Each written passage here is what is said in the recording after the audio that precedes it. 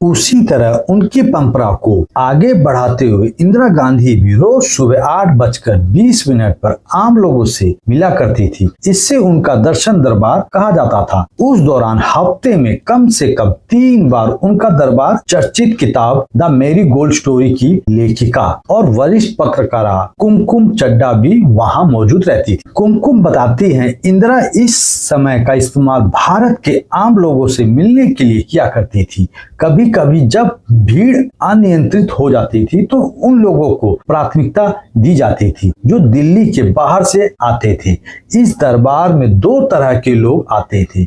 एक तो वो जो सिर्फ इंदिरा गांधी को देखना चाहते थे और दूसरे वो जिन्हें छोटे मोटे काम करवाने होते थे। श्रीमती इंदिरा गांधी पैर छूने की भी कोशिश करते थे, मगर उन्हें पैर छुआना बिल्कुल भी पसंद नहीं था। इंदिरा गांधी अपने साथ काम करने वाले छोटे से छोटे लोगों को भी काफी इज्जत करती थी, जिसे लेकर उनकी करीबी मंत्री रह चुकी मसीना किदवई एक किस्सा बताती हैं। एक बार जब हम उत्तराखंड में एक चुनाव सभा करके वापस लौट रहे थे, तभी मैंने इंदिरा जी से कहा कि हमें कहीं रास्ते में रुकना पड़ेगा ताकि ड्राइवर कुछ खा ले। लेकिन उस वक्त ऐसे चलते चलते रास्ते में जल्दी खाना और बगैर मिलना मुश्किल था। तो इंदिरा गांधी ने तुरंत अपना झोला टटोला और अपने पसंदीदा बिस्किट मारी बिस्किट का एक पैकेट निकाला और फिर उन्होंने एक बिस्किट के 4 टुकड़े किए और अपनी हथेली पर रखकर ड्राइवर से बोली, पहाड़ी रास्ता है, तुम गाड़ी चलाते रहो और एक एक बिस्किट का टुकड़ा हथेली से उठाकर खाते रहो। इन्हीं कहानियों से आप अंदाजा लगा सकते हैं श्रीमती इंदिरा गांधी कितनी डाउन टू अर्थ थी।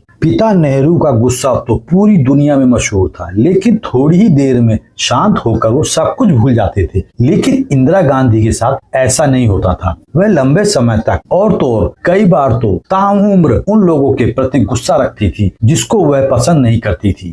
उस व्यक्ति के प्रति वो बहुत ही उदासीन हो जाती थी।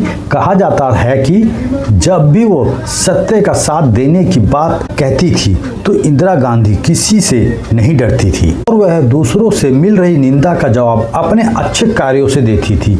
यहाँ तक कि समाजवादी नेता राम मनोहर लोहिया ने भी उनको संसद में कई बार गूंगी गुड़िया तक कह दिया था। उन्होंने इसका कोई उत्तर नहीं दिया क्योंकि 1971 में उनका पूरा ध्यान भारत पाकिस्तान युद्ध में देश की रक्षा करने पर था, जिसके तुरंत बाद इंदिरा गांधी जी का ध्यान इस बात पर गया कि पूर्व पाकिस्तान में पाकिस्तानी सेना ही वहां की जनता पर जुल्म ढा रही है।